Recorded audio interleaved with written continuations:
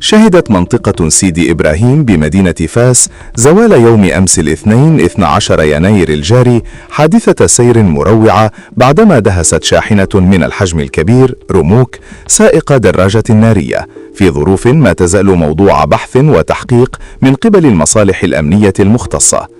وحسب مصادر محلية فإن الحادث أسفر عن إصابة سائق الدراجة النارية بجروح خطيرة على مستوى أنحاء متفرقة من جسده استدعت نقله بشكل مستعجل إلى قسم الإنعاش بالمركز الاستشفائي الجامعي الحسن الثاني بفاس، حيث وضع تحت العناية الطبية المركزة.